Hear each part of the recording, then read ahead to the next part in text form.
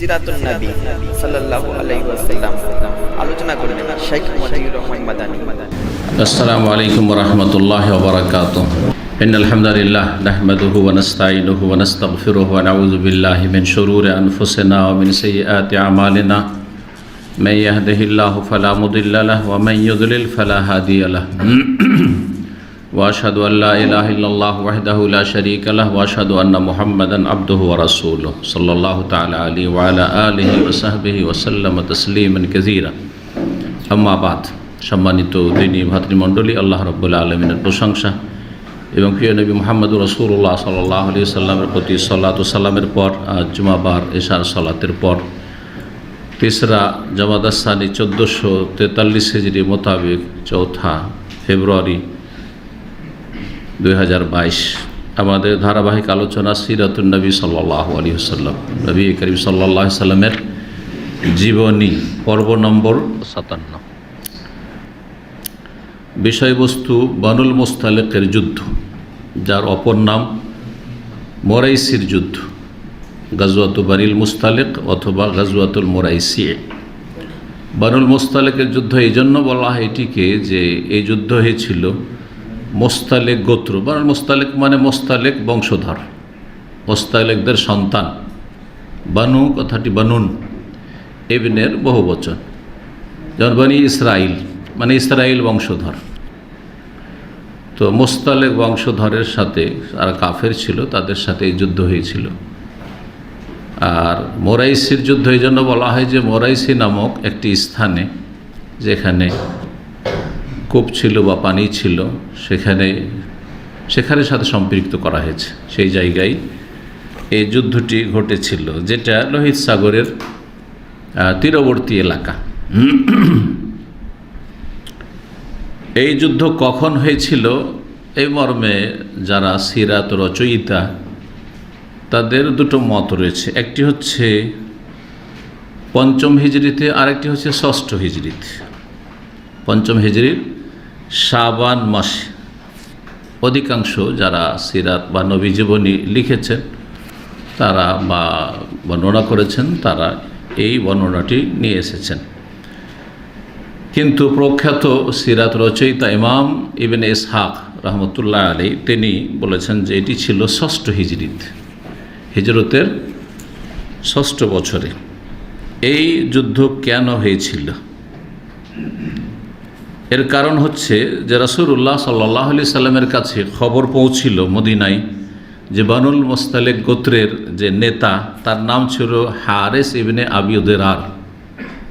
হারেস ইবনে আবি দিরার সেই ব্যক্তি নিজের বংশে এবং আরব যেসব কাফেররা ছিল সেসব বংশে ঘুরে ঘুরে রাসূলুল্লাহ সাল্লাল্লাহু আলাইহি ওয়াসাল্লামের বিরুদ্ধে তাদেরকে প্ররোচিত করেছিল যুদ্ধ করার জন্য। এই খবর রাসূলুল্লাহ সাল্লাল্লাহু আলাইহি ওয়াসাল্লামের কাছে পৌঁছে। তো যারা এইরকম কাজ করে তাদেরকে যদি একটু চমকানো না যায় তাহলে সাহস বেড়ে যাবে। জি, স্বাভাবিক, মানুষের এটি স্বভাব। রাসূলুল্লাহ সাল্লাল্লাহু আলাইহি ওয়াসাল্লাম এই খবর সম্পর্কে নিশ্চিত হওয়ার জন্য সাহাবী বুরাইদ ইবনুল হুসাইব আসলামী রাদিয়াল্লাহু তাআলা আনহুকে প্রেরণ করলেন যে যাও, তুমি যাওয়ার পরে খবরটির একটু তদন্ত করে আসো, জেনে আসো সেখানে গিয়ে চুপচাপ যে আসলে কি ঘটনা সত্য, যে এইরকম তারা প্রস্তুতি নিচ্ছে মদিনার দিকে এগিয়ে আসার জন্য বা মদিনার উপর আক্রমণ করার জন্য, মুসলিমদের বিরুদ্ধে লড়াইয়ের জন্য।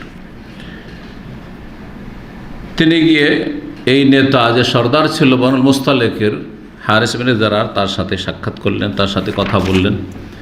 আর সেখান থেকে পরিচয় ছিল, খাতির ছিল হয়তো, সেজন্য তাকে পাঠানো হয়েছিল। রাসূলুল্লাহ সাল্লাল্লাহু আলাইহি সাল্লামের কাছে এসে সংবাদ শোনালেন যে খবরটি সত্য, এরকম মন মানসিকতা যে তারা যুদ্ধ করবে, যুদ্ধের জন্য প্রস্তুতি নিচ্ছে। রাসূলুল্লাহ সাল্লাল্লাহু আলাইহি সাল্লাম যখন নিশ্চিত হলেন সংবাদ থেকে, তখন সাহাবায়ে কেরামদেরকে উৎসাহিত করলেন যুদ্ধের জন্য, প্রস্তুতি নাও, তাড়াতাড়ি করে বের হওয়ার জন্য নির্দেশ প্রদান করলেন। শাবান মাসের 2 দিন বা 2 তারিখ অতিক্রমের পরে রাসূলুল্লাহ সাল্লাল্লাহু আলাইহি সাল্লাম বের হলেন। রাসূলুল্লাহ সাল্লাল্লাহু আলাইহি সাল্লাম যখন সাহাবায়ে কেরামদেরকে নিয়ে, মুহাজির আনসারদেরকে নিয়ে যুদ্ধে বের হলেন, তখন কিছু মুনাফিক এই যুদ্ধে সামিল হয়ে যায়। তাদের উদ্দেশ্য অসৎ উদ্দেশ্য। যেমন ওহদে 1000-এর মধ্যে 300 মোনাফিক, তারা অসৎ উদ্দেশ্য নিয়ে বেরিয়েছিল। তাদের উদ্দেশ্য কখনো যুদ্ধ করা ছিল না, আর রাস্তায় গিয়ে কেটে পড়লে বেরিয়ে চলে আসো, যাতে করে বাকি যারা ইমানদার তাদের মনোবল দুর্বল হয়ে পড়ে, ভেঙে পড়ে, আর তারাও বিক্ষিপ্ত হয়ে পালিয়ে চলে আসে ক্ষতি করার উদ্দেশ্যে। এইসব অসৎ উদ্দেশ্য যুগে যুগে মোনাফেকদের থেকেছে। ইতিপূর্বে এই মোনাফেকগুলি কখনো যুদ্ধের জন্য যায়নি। রাসূলুল্লাহ যখন মদিনা থেকে বেরোলেন তখন মদিনায় তার খলিফা বা স্থলাভিষিক্ত মসজিদ নববীতে সালাত আদি করবে, একজনকে তো নিযুক্ত করতে হবে। একটি রওয়ায়াত রয়েছে যায়েদ বিন হারেসা রাদিয়াল্লাহু তাআলা আনহু রাসূলুল্লাহ সাল্লাল্লাহু আলাইহি ওয়াসাল্লামের যে পালক পুত্র তাকে নিযুক্ত করেছিলেন।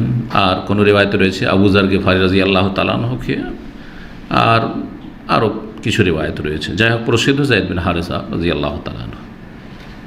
হারিস বিন জেরার এদিকে তার গোয়েন্দা পাঠিয়েছে যে মুসলিমরা কি আমাদের দিকে এগিয়ে আসছেন নাকি, তুমি একটু খবর নাও।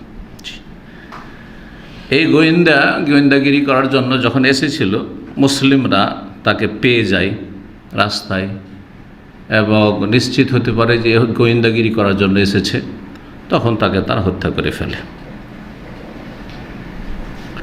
হারিস বিন জেরার যখন জানতে পারল বনু মুস্তালিকের এই নেতা সর্দার যে রাসূলুল্লাহ সাল্লাল্লাহু আলাইহি ওয়াসাল্লাম সাথী সঙ্গীদেরকে নিয়ে আমাদের দিকে এগিয়ে আসছেন যুদ্ধ করার জন্য, এবং আমাদের পক্ষ থেকে যে প্রেরিত জাসুস ছিল, গোয়েন্দা ছিল, তাকে হত্যা করেছে তারা, তখন ভীত সন্ত্রস্ত হইল, অন্তরে ভীতি সঞ্চারিত হইল। এবং তার সাথে যেসব আরব গোত্রগুলি সাধ্য ছিল যে আমরা আছি, তারা বিক্ষিপ্ত হয়ে গেল, তাদের মনোবল ভেঙে পড়ল।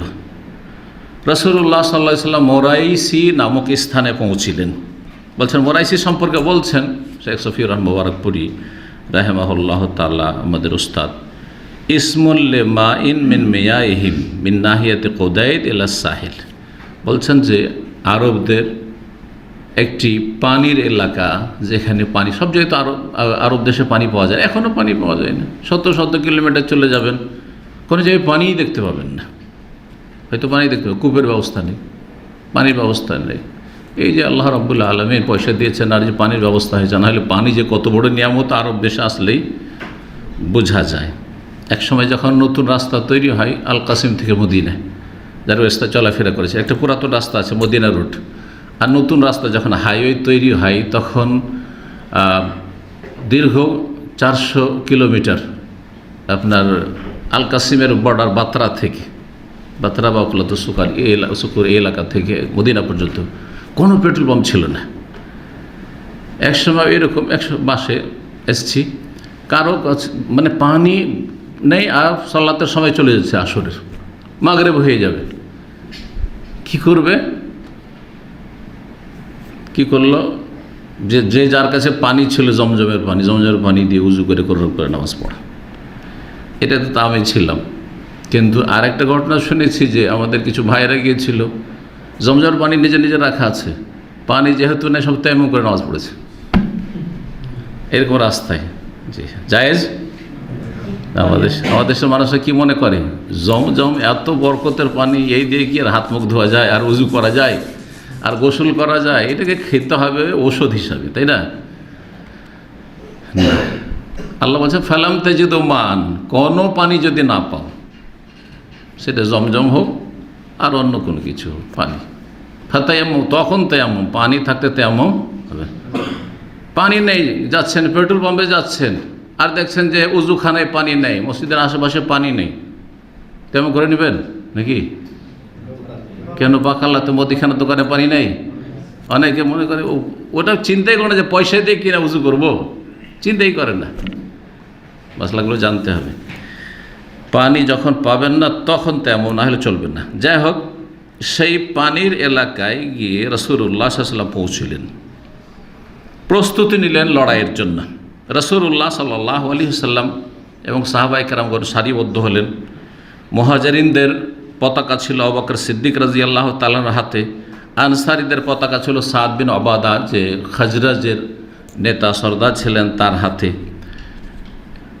আর পরস্পর দুই পক্ষ থেকে তীর চালাচালি লড়াই, এদিক থেকে তীর ওইদিকে বর্ষণ হয়, ওই দিক থেকে কাফেররা তীর বর্ষণ করে মুসলিমদের দিকে। এইভাবে রাসূলুল্লাহ সাল্লাল্লাহু আলাইহি ওয়াসাল্লাম একবারে জোরদার আক্রমণের নির্দেশ দিলেন। তাতে আল্লাহ রাব্বুল আলামিন সাহায্য নেমে আসলো অল্প কিছু লড়াইয়ে। আর তারপরে মুশরিকরা পরাজিত হয়ে এদিক সেদিক ছত্রভঙ্গ হয়ে গেল। তাদের মধ্যে যারা নিহত হইল। রাসূলুল্লাহ সাল্লাল্লাহু আলাইহি ওয়াসাল্লাম তাদের নারীদের, তাদের শিশুদের, তাদের যেসব গবাদি পশু ছিল, উট আর ছাগল, বকরি, ভেড়া ভেড়ি, সেগুলিকে গনিমত হিসাবে গ্রহণ করলেন। গনিমতে পেলেন। মুসলিমদের একজন সাহাবী শুধু তাতে নিহত হয়েছিলেন। তিনিও ভুলবশত, একজন আনসারি ভেবেছে যে এটা তো আমাদের লোক না, এটা তো দুশমন, কাফের। এইভাবে তারপর আক্রমণ করে দেয়। এইভাবে তিনি শাহাদাত বরণ করেছে রাদিয়াল্লাহু তাআলা আনহু। এটাই অধিকাংশ যারা নবীর জীবনে লিখেছেন তারা এইভাবে লিখেছে যে দুই পক্ষ থেকে হালকা লড়াইটা হয়েছিল। কিন্তু ইমাম ইবনুল কাইয়িম রাহিমাহুল্লাহ বলছেন না, লড়াই হয়নি। তাহলে এই বিষয়টি তো দ্বিমত আছে যে আসলে কি লড়াইয়ের পরে তারা পরাজয় স্বীকার করেছিল, না লড়াই হয়নি, এমনিতেই তাদের ওপর হঠাৎ করে আক্রমণ করা হয় যখন তারা কোনো প্রস্তুতিতে ছিল না, আর তারপরে তারা পালিয়ে যায়। আর তাদের নারী শিশু বন্দি করা হয়, আর তাদের ধন সম্পদ যা কিছু ছিল সেগুলিকে গনিমত হিসাবে হাসিল করা হয়। তো ইমাম ইবনুল কাইয়িম বলছেন যে ফাইন্নাহু লাম ইয়াকুন বাইনাহুম কিতালুন, কোনো লড়াই হয়নি সেখানে, সশস্ত্র লড়াই হয়নি। ওয়াইন্নামা আগার আলিম আলাল মা, ওই পানির এলাকায় রাসূলুল্লাহ সাল্লাল্লাহু আলাইহি ওয়াসাল্লাম ছাপা মেরেছিলেন, মানে হানা দিয়েছিলেন। আর তাদের সন্তান এবং তাদের ধন সম্পদ এবং তাদের নারীদেরকে, তাদেরকে বন্দি করে আর সেসব গনিমতে হাসিল করেছিলেন। এটি হচ্ছে সঠিক। যেসব বন্দি রাসূলুল্লাহ সাল্লাল্লাহু আলাইহি ওয়াসাল্লামের হস্তগত হয়েছিল নারী, তার মধ্যে ছিলেন উম্মুল মুমিনিন জুয়াইরিয়া বিনতুল হারিস রাদিয়াল্লাহু তাআলা আনহা। এই হারিস বিন আবি যুরার যে সর্দার, এই বনুল মুস্তালিক বংশের, তার কন্যা নাম ছিল জুয়াইরিয়া রাদিয়াল্লাহু তাআলা আনহা। তিনি রাসূলুল্লাহ সাল্লাল্লাহু আলাইহি সাল্লামের সহধর্মিণী হয়েছিলেন। বন্দী হয়ে আসলো। তারপরে যখন গনিমতের ভাগ বন্টন হলো, তখন ভাগে সে সাবিত বিন কায়েসের ভাগে পড়লো। সাবিত বিন কায়েস যে সাহাবী, তার ভাগে পড়লেন জুয়াইরিয়া রাদিয়াল্লাহু তাআলা আনহা। সাবিত বিন কায়েসের প্রয়োজন পয়সার। যখন মুজাহিদিনদের হাতে কোনো দাস দাসী আসে, তারপরে সে ইচ্ছা করলে নিজে রাখতে পারে, আর যদি ইচ্ছা করে যে আমার হাতে দাসী এসেছে, দাস এসেছে, আমি বিক্রি করে দেবো, কারো কাছে বিক্রি করতে পারে। সেটা বিক্রি বা আপনার নগদ ক্যাশে বিক্রি করতে পারে। আবার আর একটা বিক্রি তরিকা ছিল, সেটা কিস্তিতে ছিল। তার সাথে লেখাপড়া কেতাবা বলা হয় এটাকে, এটা ফিকহের কেতাবে বা হাদিসের কেতাবে বাবুল মুকাতাবা। লেখাপড়া তার সাথে হয়ে যাওয়া যে তুমি এত টাকা যদি পরিশোধ করে দাও নিজেই, অন্য কেউ কিনে নিতে পারে, এটা একটা। আর একটা হচ্ছে যে তার সাথে চুক্তি হয়ে গেল যে তোমাকে কিছুটা সময় দেওয়া হবে, তুমি এদিক সেদিক আয় ইনকাম করো, আর এত টাকা যদি আমাকে পেমেন্ট করে দাও, টাকার আমার দরকার, আর তাহলে তোমাকে মুক্ত করে দেবো, তুমি দাস মুক্ত হয়ে যাবে। এটাকে মুকাতাবা বলা হয়। তো তার সাথে এই মুকাতাবা মানে লেখাপড়া হয়েছিল জুয়াইরিয়া রাদিয়াল্লাহু তাআলা আনহার সাথে, যে এত টাকা তুমি দিয়ে দাও যেখান থেকে পারো, আর তারপরে তুমি স্বাধীন হয়ে যাও। রাসূলুল্লাহ সাল্লাল্লাহু আলাইহি ওয়াসাল্লাম জানতে পারলেন যে তার সাথে একটা অ্যামাউন্টের ওপর লেখাপড়া হয়েছে, যে এত টাকা পরিশোধ করে দিলে সাবিত বিন কায়েস কী করবে, তাকে স্বাধীন করে দেবে। রাসূলুল্লাহ তার পক্ষ থেকে এটা আদায় করে দিলেন। এই জুয়াইরিয়া রাসূলুল্লাহ সাল্লাল্লাহু আলাইহি ওয়াসাল্লামকে জানছেন যে রাহমাতুল্লিল আলামিন, ইসলাম গ্রহণ করেছিলেন, যখনই বন্দী হলেন তারপরে ইসলাম গ্রহণ করেছিলেন। রাসূলুল্লাহ সাল্লাল্লাহু আলাইহি ওয়াসাল্লামের কাছে সাহায্য চাইলেন, সহযোগিতা চাইলেন, যে আমি যেহেতু আমার মালিকের সাথে চুক্তি করে নিয়েছি যে এত টাকা দিয়ে দিলে সে আমাকে স্বাধীন করে দেবে, তো আপনি যদি কিছুটা আর্থিক আমাকে সাহায্য করেন তাহলে আমি স্বাধীন হয়ে যাই। তো রাসূলুল্লাহ বলেন যে ঠিক আছে, আমি পুরোটাই আদায় করে দেবো। রাসূলুল্লাহ সাল্লাল্লাহু আলাইহি ওয়াসাল্লাম পুরোটা আদায় করে তাকে কি করলেন, দাস মুক্ত করে দিলেন, বা দাসত্ব থেকে মুক্ত করে দিলেন, স্বাধীন হয়ে গেলেন। স্বাধীন যখন হয়ে গেলেন, রাসূলুল্লাহ সাল্লাল্লাহু আলাইহি ওয়াসাল্লাম প্রস্তাব দিলেন, বিয়ে করলেন। কাফেরের মেয়ে, এটা একটা মশলা জানেন, ফিকহের মশলা।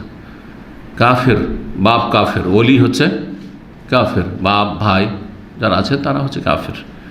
ইসলাম গ্রহণ করলো কোনো মহিলা, যেমন আমাদের ইসলাম সেন্টারগুলিতে এসে ইসলাম গ্রহণ করছে মহিলারা, তো এদের ওলি অভিভাবক কে হবে? না বিনা ওলিতে যাকে তাকে বিয়ে করে নিতে পারবে? কি মাসলা হবে? কি ওলি লাগবে? কেমন কি ওলি? কাফের তো ওলি হইতে পারে না, ও বাপ কাফের, ভাই কাফের। হ্যাঁ, বলে আল্লাহুল কাফিরিন আলাল মুমিনিনা সাবিলা, কাফের কখনো মুসলিম মেয়ের ওলি হইতে পারে না, অভিভাবক, অযোগ্য। জি হ্যাঁ, স্থানীয় প্রতিনিধি। জি হ্যাঁ, হ্যাঁ মুসলিম শাসক, এইটা হচ্ছে সবচেয়ে কথা। মুসলিম দেশ যদি হয় তাহলে মুসলিম শাসক, কিন্তু মুসলিম শাসক তো শাসকের কাছে তো পৌঁছে দিতে পারবে না আজকাল, কি রাষ্ট্রপতি প্রধানমন্ত্রীর কাছে পৌঁছে দিতে পারবে? তাহলে মুসলিম শাসকের, মুসলিম দেশের মুসলিম শাসকের প্রতিনিধি হচ্ছে আদালত, কোর্ট। সুতরাং আদালতে গিয়ে বিয়ে করতে পারবে। হ্যাঁ, আদালত যেন আদালতকে এইসব দায়িত্ব দিয়ে দেবে। বিয়ে পড়া, ম্যারেজ সিস্টেম আছে না নেই আদালতে? কোর্টে আছে, সৌদি আরবে আছে, বাংলাদেশও।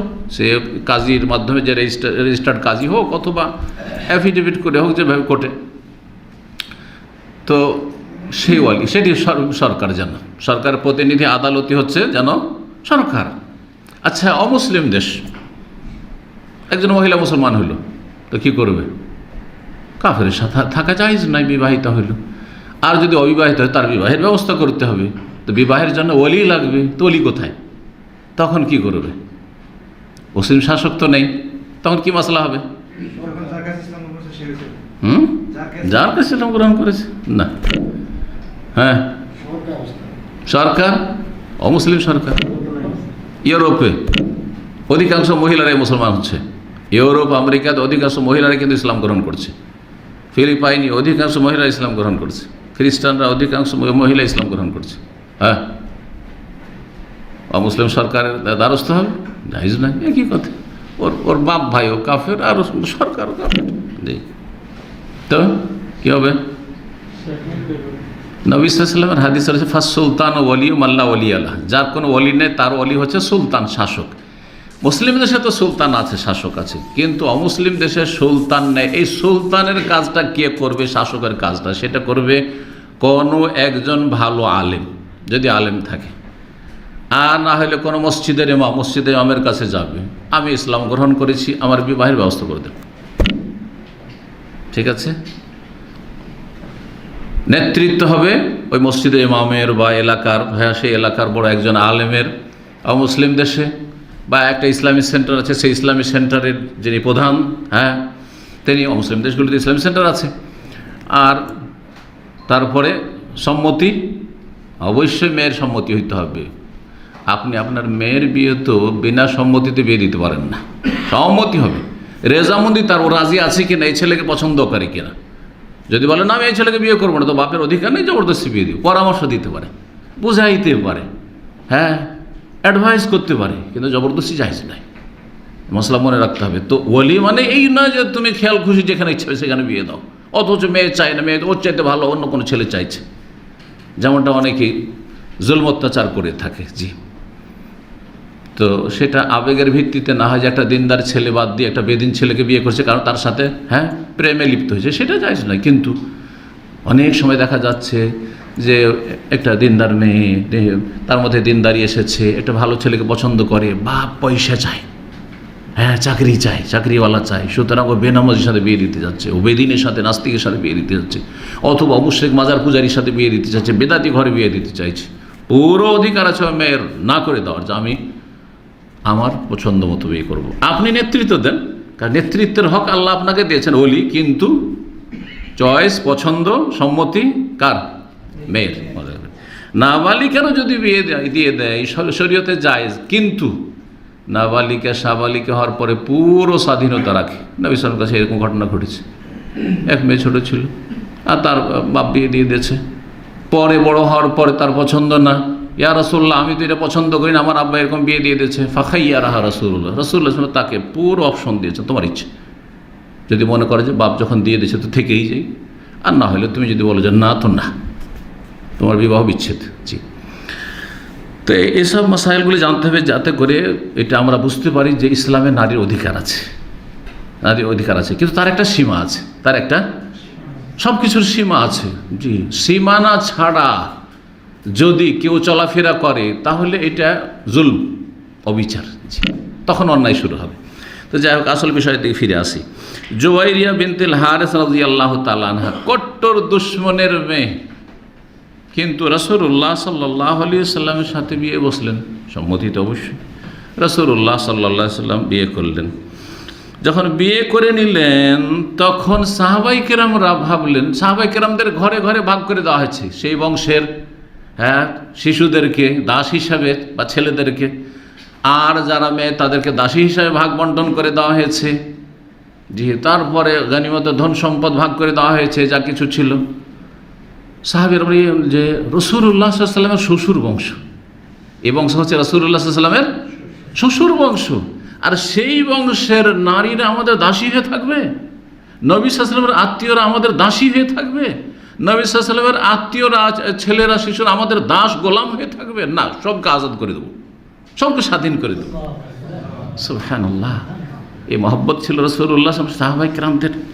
বলছেন ফাতাকাল মুসলিমুনা বিসাওয়া হাযা তাজওয়িজ, এই বিয়ের বরকত দেখেন তো। নবী সাল্লাল্লাহু আলাইহি ওয়াসাল্লাম বহুমুখী উপকারিতার কারণে বা উপকারিতাকে সামনে রেখে বহু বিবাহ করেছেন। বহু বিবাহতে যদি দুনিয়া আখিরাতের কল্যাণ থাকে অবশ্যই বহু বিবাহ করবেন, শর্তগুলি সামনে রেখে। আর যদি দেখা যায় বহু বিবাহ করে আরও ফিতনা ফাসাদ হবে, আরও অশান্তি হবে, আর আমি পারবো না সামলাইতে, দুর্দান্ত আমার স্ত্রী অথবা ছেলেরা বড় হয়ে গেছে, ওরাই মায়ের পক্ষতে, মা চুপ থাকলে ওরা চুপ থাকবে না, তো উল্টো বিপদ আসে, তাই না? তো দ্বিতীয় তৃতীয় বিয়ে তো বিপদ ডাকার জন্য না, একটু সুখে শান্তিতে থাকার জন্য। অবশ্যই এই বিষয়গুলো মনে রাখতে হবে যে আপনি দ্বিতীয় তৃতীয় চতুর্থ বিয়ে করে সুখে শান্তিতে থাকতে পারবেন না, আরও অশান্তি বেড়ে যাবে। যদি সুখে শান্তি থাকতে পারেন তো আলহামদুলিল্লাহ, করুন, উত্তম। কিন্তু নিজেরই অশান্তি সবসময়, মানসিক টেনশনে, আর কত রকমের যে ঝামেলা, পারিবারিক সমস্যা, না মোটেই না। তো আল্লাহ যেন তৌফিক দান করেন, ভালো কাজের তৌফিক দান করেন। এই বিয়ে এত বরকতপূর্ণ বিয়ে রাসূলুল্লাহ সাল্লাল্লাহু আলাইহি ওয়াসাল্লামের, এই বিয়ের কারণে বানুল মুস্তালিক বংশের 100টি পরিবারকে মুসলিম সাহাবায়ে কেরাম, মুহাজির, আনসাররা সবকে আজাদ করে স্বাধীন করে দিলেন, যেগুলোকে সবকে দাসমুক্ত করে দিলাম। এরাকে দাস দাসী কী করে বানিয়ে রাখতে পারি? আর তারা বলেছে আসহাবু রাসূলিল্লাহ সাল্লাল্লাহু আলাইহি ওয়াসাল্লাম, এরা রাসূলুল্লাহ সাল্লাল্লাহু আলাইহি ওয়াসাল্লামের শ্বশুর বংশ, এদেরকে কী করে গোলাম আর দাস দাসী বানিয়ে রাখলাম? জি, এই যুদ্ধে বেশ কিছু অপ্রীতিকর ঘটনা ঘটেছিল মুনাফিকদের পক্ষ থেকে। তার মধ্যে দুটো বড়ই উল্লেখযোগ্য এবং সিরাতের কিতাবাদিতে খুব প্রসিদ্ধ ঘটনা, যেই মর্মে কোরআনে কারীমের আয়াত সূরা নাজিল হয়েছে।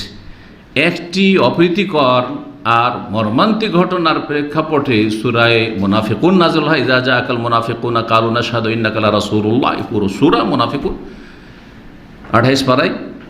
আর আরেকটি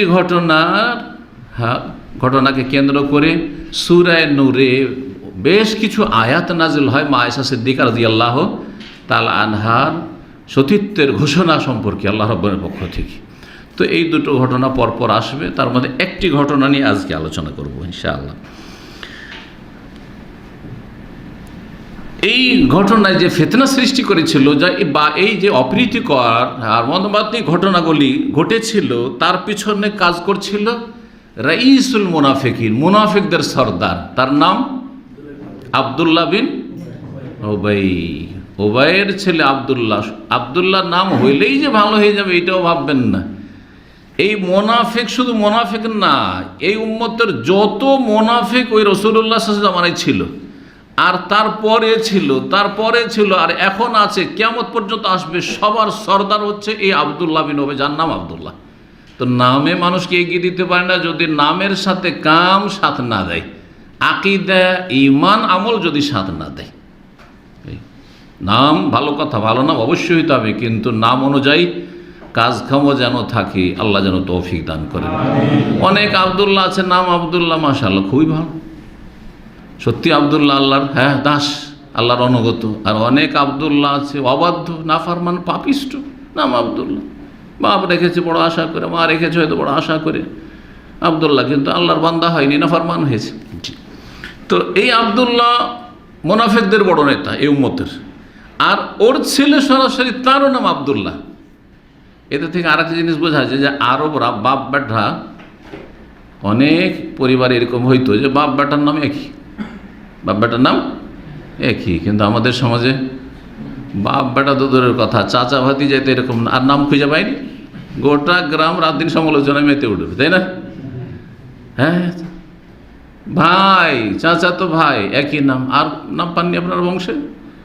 আপনার ছেলের নাম ওইটাই, আর ওই আপনার ভাইয়ের ছেলের নাম ওইটাই। হ্যাঁ, বরং বাঙালি মন মানসিকতা তো আরও মানে কি বলবেন, এমন নাম আজকালকার জামানায় বলছি, কারণ আমাদেরকে অনেকে বলে যে একটু নাম চয়েস করে দেন। এদের নাম চয়েস করলে পেরেশানি শেষ নেই। তা আমি কি বলি, এখন বুঝে নিয়েছি এদের, হ্যাঁ নাড়ি টিপে বুঝে নিয়েছি। এদেরকে বলি যে আপনি 5টা চয়েস করেন, ওর মধ্যে একটা আমি করে দেবো, যাতে আপনারও থাক, চয়েস থাক, আর আমারও চয়েস থাক, আমি ভালোটা ওর মধ্যে বেছে দেবো। যদি দেখি 5টাই খারাপ, তখন আমি বলি 5টা বাদ দেন, আপনাকে 5টা দিচ্ছি, এই 5টা থেকে চয়েস করেন আপনি। আর যদি 5টার মধ্যে একটা চলার মতো আমি বলছি ঠিক আছে এটি রাখো, বুঝছেন না? এই কয়েকদিন আগে এক ভাই, আমার মেয়ে হয়েছে নাম রেখে দেন। বললাম আয়েশা, বলছে আয়েশা অমুক আছে। ফাতেমা, বলছে এটাও আছে। সুমাইয়া, বলছে এটাও আছে। আরে ভাই, এগুলোই তো আমার সবচেয়ে প্রিয় নাম। হ্যাঁ, সব আছে, সব আছে, সেই জন্য চলবে না, এলাকায় চলবে না, দেশে চলবে না, একটা আজব নাম হইতে হবে একবার। আর আজব নাম রাখতে গিয়ে এমন উদ্ভট নাম রাখছে, এমন আজগবি নাম রাখছে যে এর কোনো অর্থই নেই। নাউযুবিল্লাহ মিন যালিক। জি, এমনটা করবেন না। তো যাই হোক, এই মুনাফিকদের সর্দারের ছেলেও ছিল আবদুল্লাহ। আসবে শেষখানে বাপ বেটার সম্পর্কে একটু ঘটনা আসবে ইনশাআল্লাহ। এরা কি করত, বা এই মুনাফিকদের নেতা মুনাফিকদেরকে নিয়ে কি চক্রান্ত করতো ইসলাম মুসলিমদের বিরুদ্ধে। এই বানুল মুস্তালিকের যুদ্ধের পূর্বে মুনাফিকদের ভূমিকা সম্পর্কে কিছু আলোচনা করা যাক। প্রথম কথা হচ্ছে যে এই আবদুল্লাহ বিন ওবাই মুনাফিক, রাইসুল মুনাফিকিন, ইসলাম এবং মুসলিমদের চরম বিদ্বেষী ছিল। আর এর কারণটা কি, এত কেন শত্রুতা ছিল? শত্রুতা তো প্রতিটি কাফের থাকে, কিন্তু এর এত বেশি কেন শত্রুতা ছিল? সারা জীবনটা শত্রুতাই অফ করে দিয়েছিল যেন। জি, এর কারণ হচ্ছে যে মদিনায় যে দুটো বংশ ছিল, পৌত্তলিক বংশ, আওস এবং খাজরাজ, যাদের পরে নাম হয়ে গেল ইসলাম কবুলের পরে আনসার। এই আনসার বংশের লোকেরা একমত হয়েছিল, দুটোই বংশ একমত হয়েছিল, যদিও আবদুল্লাহ বিন ওবাই খাজরাজ বংশের, কিন্তু তাদের পাশাপাশি বাস করত, আপোষে বিরোধও থাকতো। মদিনায় বসবাসের দিক থেকে দুটো বংশ একমত হয়ে গেছিল যে আমাদের আগামী নেতা যে নির্বাচন করব, তাতে আমাদের নেতা হবে এই আবদুল্লাহ বিন ওবাই মদিনার। এক বাক্যে তারা, এবং নেতৃত্বের মুকুট তাকে পরাবার জন্য প্রস্তুতি নিচ্ছিল তারা। জি, আর হঠাৎ করে এই সময়টাতেই এই আনসার আওস খাজরাজের লোকেরা রাসূলুল্লাহ সাল্লাল্লাহু আলাইহি ওয়াসাল্লামের সাথে সাক্ষাৎ করা শুরু করে। ওই যে বায়াত আকবা, প্রথম বায়াত আকবা, দ্বিতীয় বায়াত আকবার, তারপরে প্রথমবারে এত ইসলাম গ্রহণ করলো, দ্বিতীয়বারে এত, তারপরে তারা নবী সাল্লাল্লাহু আলাইহি সাল্লামকে বারবার করে ডেকে আসলো যে ইয়া রাসূলুল্লাহ আপনি চলে আসেন, আর মক্কায় থেকে আপনি মক্কায় থাকেন না, আপনি চলে আসেন, আমরা আপনার সাথে আছি। জি, রাসূলুল্লাহ সাল্লাল্লাহু আলাইহি ওয়াসাল্লাম হিজরত করে চলে আসলেন মদিনার। হ্যাঁ, একক মালিকানা আল্লাহ রাব্বুল আলামিন রাসূলুল্লাহ সাল্লাল্লাহু আলাইহি ওয়াসাল্লামকে দিয়ে দিলেন। এই যে স্বপ্ন ছিল যে আমি রাষ্ট্রনায়ক, মদিনার তখন গোত্রীয় নেতৃত্ব ছিল, শুধু গোত্র, গোটা মদিনায় কয়েকটা গোত্র, এক তো দুটো গোত্র হচ্ছে আওস খাজরাজ, তারপর 3টা আছে ইহুদি, সবগুলির নেতা নির্বাচিত হতে যাচ্ছিল ইবনে উবাই। আর তার এই মনের যে উচ্চ আকাঙ্ক্ষা, আর কিছু লোকের এত বদ স্বভাব আছে যে তারা পয়সা হোক আর না হোক, বাস নেতা হইতে হবে, ক্ষমতায় বসতে হবে, কুরসি দখল করতে হবে। জি হ্যাঁ, শুধু রাষ্ট্রীয় ক্ষেত্রে নয়, মসজিদের মোতাওয়াল্লি হওয়ার ক্ষেত্রে বিভিন্ন মসজিদ কমিটিগুলির ইতিহাস আজকাল যদি শোনেন তো আপনারা অবাক হয়ে যাবেন। ইউরোপে মসজিদগুলো তো মুসলিমরা নিজেরাই চালায়, তো মসজিদ কমিটিতে কত রকমের চক্রান্ত আর কত রকমের যে ছলনা করে শুধু মসজিদের কমিটিতে ঢোকার জন্য আর মেম্বার হওয়ার জন্য, আর মেম্বার যদি হয়ে যেতে পারে তো হেড হওয়ার জন্য, মোতাওয়াল্লি হওয়ার জন্য। কি যে লড়াই চলে আর কি যে ভোটাভুটি চলে। তো সেখানে যারা থাকে বা সেখানে যাদের আত্মীয় স্বজন আছে তারা ভালো করে জানে যে কি লড়াই চলে সব মসজিদের নেতৃত্ব নিয়ে। তো মসজিদের নেতৃত্ব নিয়ে এত যদি লড়াই চলে তো রাষ্ট্রীয় নেতৃত্বে কত লড়াই চলতে পারে পার্টির নেতাগিরি নিয়ে। তো যাই হোক, এটা এক সেই লোকের খুব লোভ এই নেতৃত্বের। এও ছিল ওইরকম। দেখলো যে আরে তো মোহাম্মদ এসে তো আমার স্বপ্নকে একদম খান খান করে দিল, আমার স্বপ্ন চুরমার হয়ে গেল। এই যে শত্রুতা রাসূলুল্লাহ সাল্লাল্লাহু আলাইহি ওয়াসাল্লামের ওপর, ইসলামের ওপর, মুসলিমদের ওপর যেইভাবে হোক না কেন নির্মূল করতে হবে, মুছে ফেলতে হবে ইসলামকে।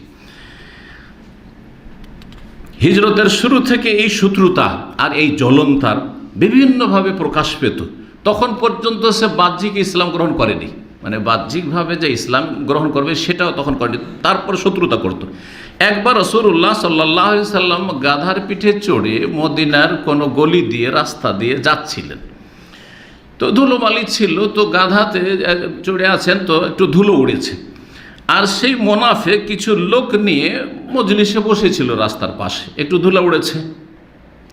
ওই যে ভিতরে বিষ কাজ করছে, এই বিষোদ্গার করে উঠল। যাচ্ছিল রাসূলুল্লাহ সাদ বিন ওবাদা, যে খাজরাজের সর্দার, তা সে অসুস্থ ছিল, তাকে দেখার জন্য সেখান দিয়ে যখন যাচ্ছিলেন তখন ইবনে উবাই মোনাফেক নবী সাল্লাল্লাহু দেখে নাক ঢেকেছে কাপড় দিয়ে, আর তারপরে বলছে লা তুগাব্বিরু আলাইনা ইয়া মুহাম্মদ, হে মুহাম্মদ সাল্লাল্লাহু আলাইহি সাল্লাম। সে তো মুহাম্মদ সাল্লাল্লাহু আলাইহি সাল্লাম বলবে না, কারণ সে তো কাফের, তখনও মানে ইসলাম গ্রহণ বাহ্যিকও করেনি। আমাদের সামনে এসে ধুলা উড়াবেন না, আমাদের সামনে এসে এইভাবে ধুলো উড়াবেন না।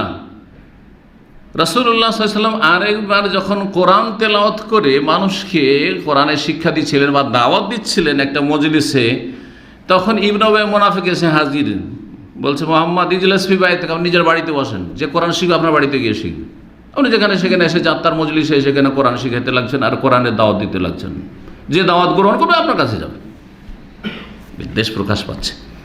ওয়ালা তাকশান ফি মাজলিসিনা, আমাদের মজলিসে আসবেন না আপনি, এসে এইখানে কোরআন শুনাইতে লাগছেন, যান আপনি বাড়িতে বসেন, যার কোরআন শিখার আছে আপনার বাড়িতে যাবেন। তারপরে বদর যুদ্ধের পরে দেখলো যে না, এখন ইসলামের বাইরে থেকে ক্ষতি করা যাচ্ছে না, কারণ ধীরে ধীরে এরা শক্তিশালী হয়ে যাচ্ছে মুসলিমরা, তাহলে ইসলামে ঢুকেই পড়ি, ঘরে ঢুকিয়ে শত্রুতা করব, নাহলে কাজ হবে না। তখন কি করলো, বাহ্যিক কালেমা পড়ে মুসলিম হয়ে গেল। কিন্তু এই আল্লাহর দুশ্মন, আল্লাহ রসুলের দুশ্মন সাল্লাল্লাহু আলাইহি সাল্লাম, মুমিনদের দুশ্মন, সবসময় সেই রাত দিন এই চিন্তাই মগ্ন ছিল যে কিভাবে মুসলিম সমাজকে টুকরো টুকরো করব, ছিন্ন ভিন্ন করব, এবং ইসলামের কালেমাকে কি করে দুর্বল করব। ইসলামের যারা শত্রু তাদের সাথে সে মিত্রতা রাখত, বিভিন্ন সময় বিভিন্ন ঘটনায় সে জড়িয়ে যেত এবং কাফেরদের সাথ দিত। যেমন বানু কাইনুকা, যে ইহুদি গোত্র, তাদের যে অপরাধ, সে অপরাধে যখন রাসূলুল্লাহ সাল্লাল্লাহু আলাইহি ওয়াসাল্লাম সিদ্ধান্ত নিতে গেলেন তখন সেখানে করে সে গিয়ে বলে যে না, এটা করা যাবে না ইত্যাদি। আর তারপরে মুসলিমদের মাঝে সবসময় বিচ্ছিন্নতা সৃষ্টি করার জন্য এবং গাদ্দারি করার জন্য প্রস্তুত। ওহুদের যুদ্ধে যা করলো, এর আগে একটু আগে বললাম যে 300 লোককে নিয়ে রাস্তা থেকে ফিরে চলে আসলো। আর তারপরে খন্দকের যুদ্ধের সময় সাথ দিয়েছে কাফেরদের। এই সমস্ত অপরাধ এই কাফের মুনাফিকরা কাফের, যারা আকীদার মুনাফিক তারা হচ্ছে কাফের, কিন্তু বাহ্যিক যেহেতু কাফের নয়, কালেমা পড়ছে, 5 ওয়াক্ত নামাজ এসে পড়ছে, হ্যাঁ ইসলামের কথা প্রকাশ করছে, সেজন্য তাদেরকে কি বলা হয়, মুনাফিক। মুনাফিক 2 রকম, আমলের মুনাফিক আর আকীদার মুনাফিক। আমলের কর্মগত মুনাফিক যদি হয় তাহলে মুসলিম সমাজের গুনাহগার ফাসিক, আর আকীদার মুনাফিক সত্যিকার অর্থে কাফের, কিন্তু মুসলিম সমাজে বাহ্যিক ইসলাম প্রকাশ করে তারা বেঁচে থাকে বা দুনিয়ার স্বার্থ হাসিল করে থাকে।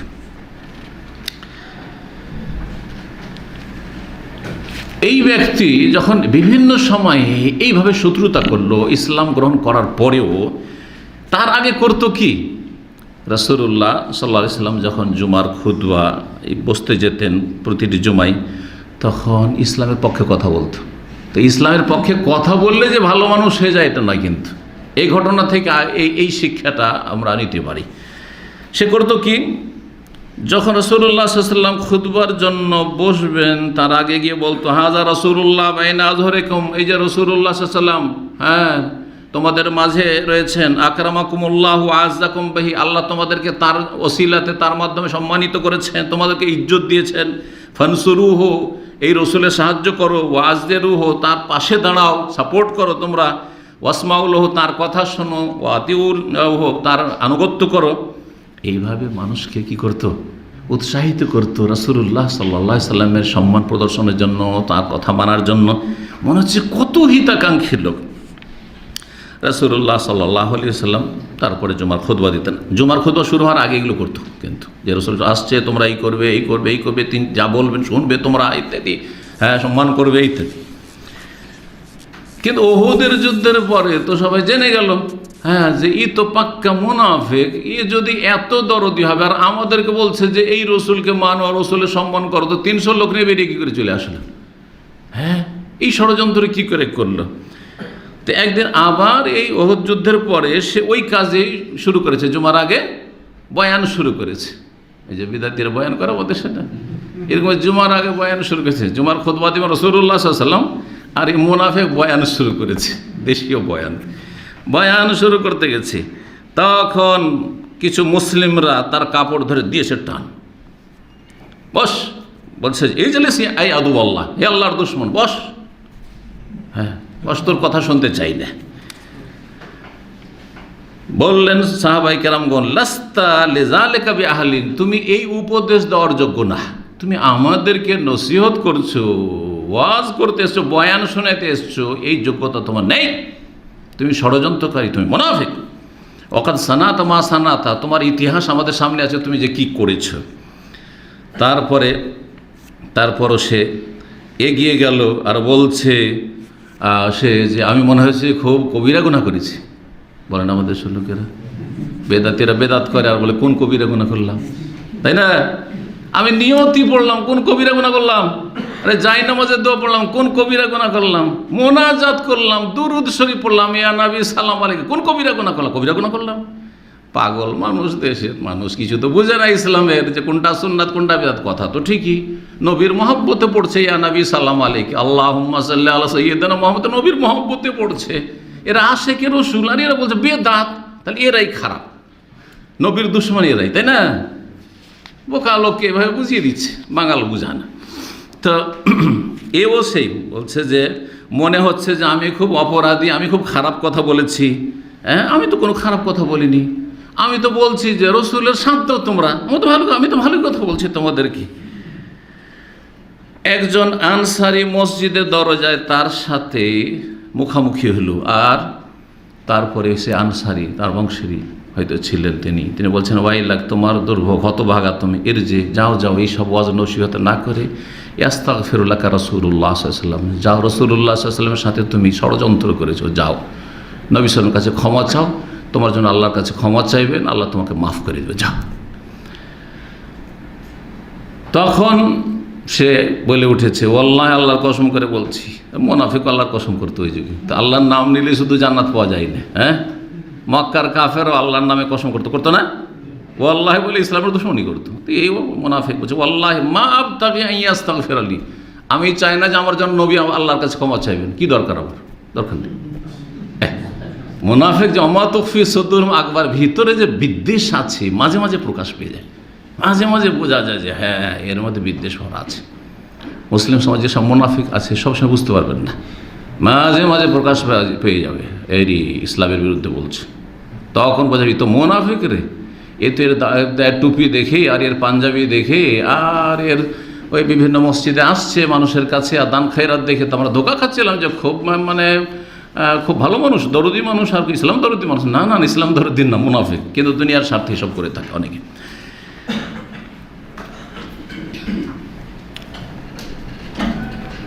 খন্দকের যুদ্ধের সময় এইরকম খারাপ আচরণ করেছিল এবং মানুষের মনোবলকে, মুসলিমদের মনোবলকে দুর্বল করার চেষ্টা করেছে। এবং তার মন্তব্য ছিল, আল্লাহ বলছেন সূরা আহজাবে, ওয়াইয ইয়াকুলুল মুনাফিকুনা, মুনাফিকরা বলতো, ওয়াল্লাযিনা ফি কুলুবিহিম মারাদুন, যাদের অন্তরে রোগ মানে কপটতার রোগ রয়েছে, মা ওয়াদানাল্লাহু ওয়া রাসূলুহু ইল্লা গুরুরা, আল্লাহ এবং রসুল আমাদের সাথে যে ওয়াদা করছেন এগুলি সব ধোঁকাবাজি।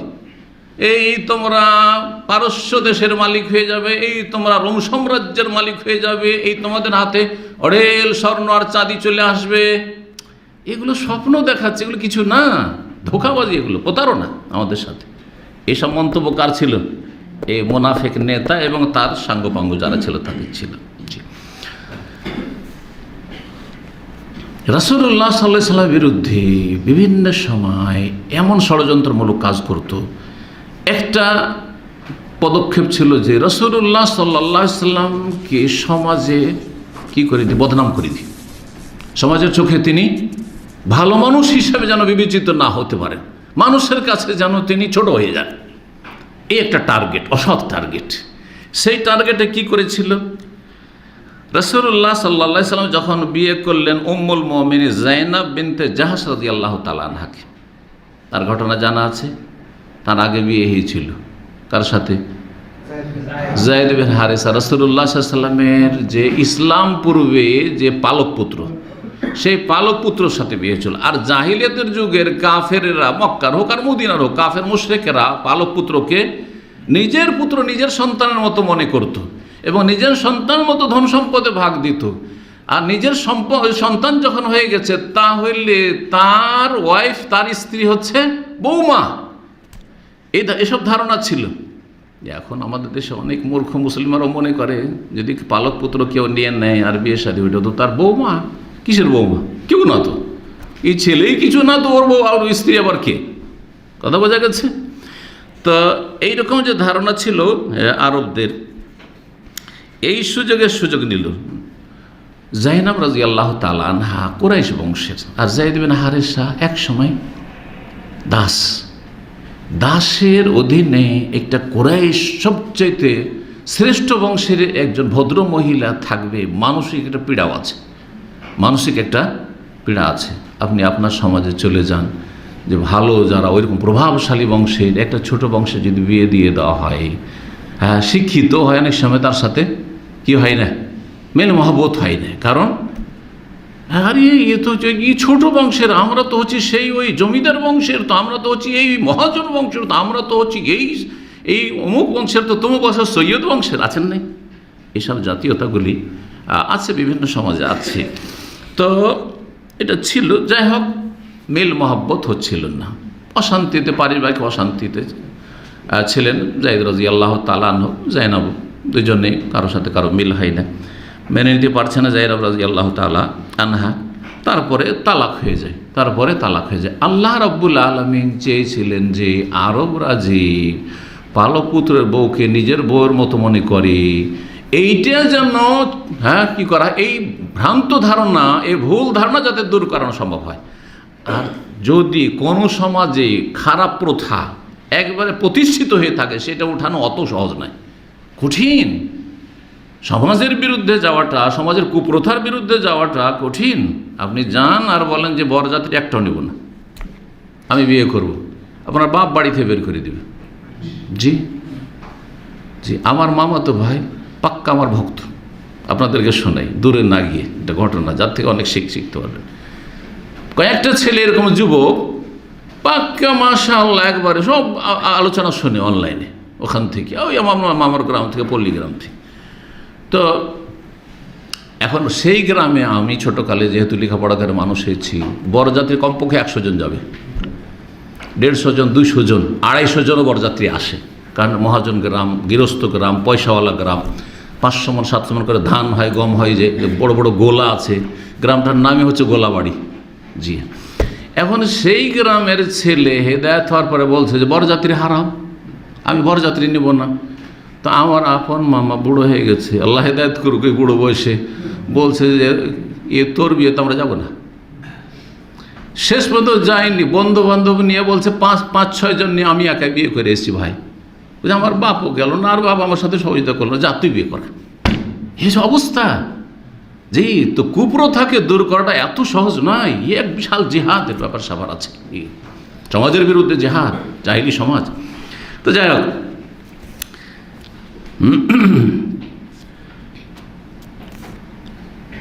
সুযোগ পেয়ে গেল মুনাফিক যে দেখো দেখো মুহাম্মদ কি করেছে, নিজের বৌমাকে বিয়ে করে ফেলল।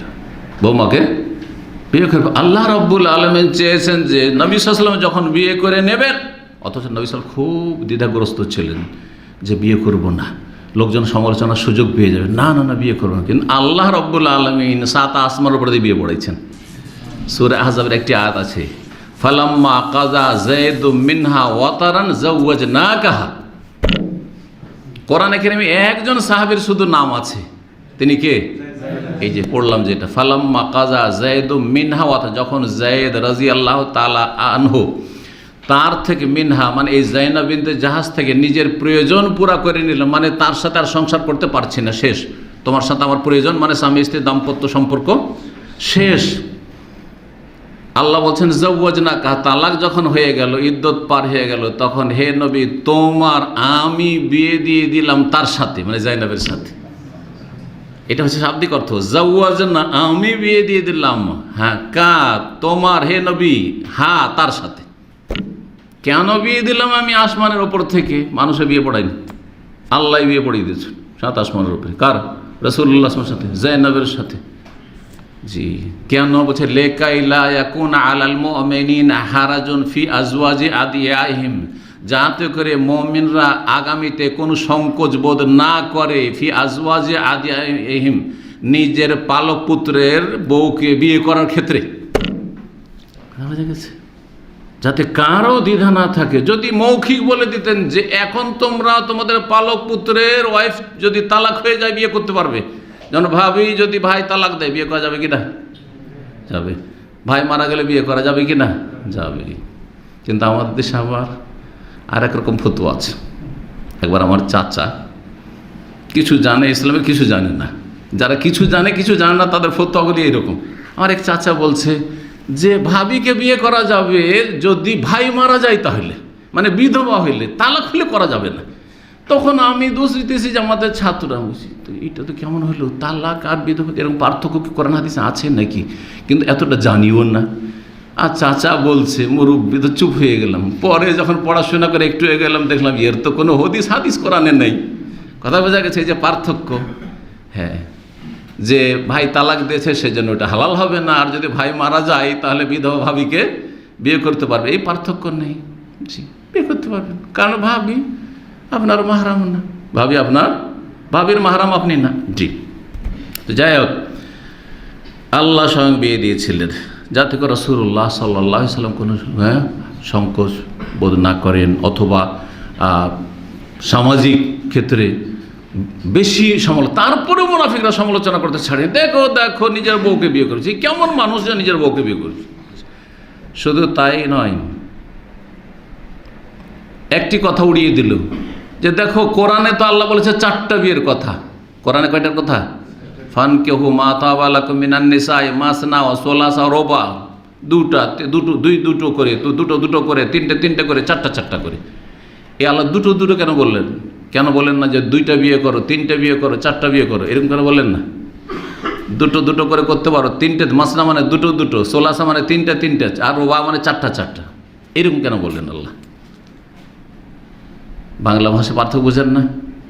2টো বিয়ে করতে পারেন, একজন বলছে, আর দুটো করে করতে পারেন। দুটো কথায় পার্থক্য নাই? কি পার্থক্য আছে? 2টো করতে মানে পুরো লাইফ হয়তো 2টো করতে পারেন, এরকম অর্থ বেরিয়ে যাবে, ঠিক না? কিন্তু দুটো, 3টে, 4টে, মানে একসাথে 4টা রাখতে পারবে, একসাথে 3টা রাখতে পারবে, একসাথে 2টো রাখতে পারবেন। এবার বোঝা গেছে? জি হ্যাঁ। কিন্তু যদি কারো 50টা হয়ে যায়, 4টা করে সবসময় রেখেছে, 4টাতে কমতে দেয়নি। যখন একটা মারা গেছে, একটা তালাক হয়েছে, আবার পুরা করেছে, আবার পুরা করেছে করে 50টা 100টা হয়ে যায়, অসুবিধা আছে নাকি? অসুবিধা নেই। জি হ্যাঁ। তো যাই হোক, বিয়ের কথা শুনলে আপনাদেরকে একটু মজাই লাগবে,